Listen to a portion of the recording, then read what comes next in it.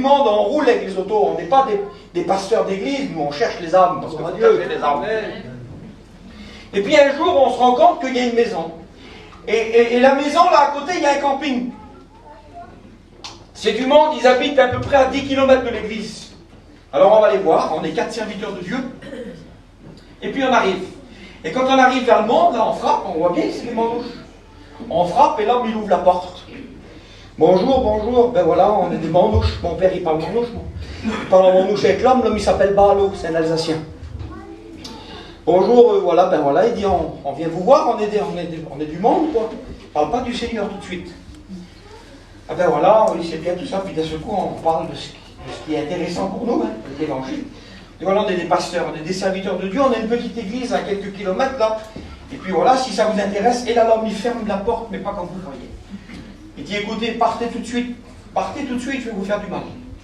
Allez-vous-en, on ne veut rien entendre de ça. On n'est pas chrétien, et puis tout ce que vous voulez, et puis on s'en va.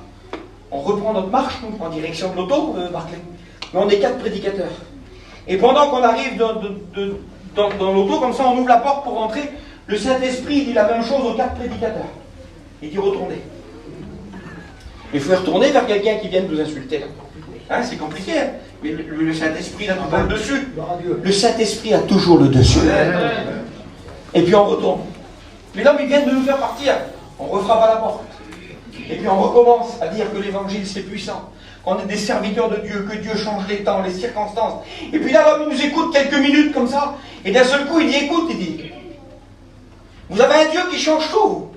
Oui, on a un Dieu qui change tout. Alors il dit, maintenant, entrez. Et on rentre dans la maison. Les gens les plus démunis du monde. Pas de chaise, pas de table, une gazinière à bois là-bas. Rien dans la maison. On voit plein de jeunes, personne n'avait le permis. Faisait tout à vélo le monde. Et l'homme il dit, voilà, vous avez dit que vous avez un Dieu, mais il nous prenait à l'estomac, on parlait comme ça là. Vous avez un Dieu qui change les circonstances, alors venez, j'en ai un problème moi, venez, approchez. On s'approche, et il ouvre une porte. Et quand il ouvre une porte, il n'y a pas un brin de lumière dans la porte, dans la chambre. C'est les ténèbres totales.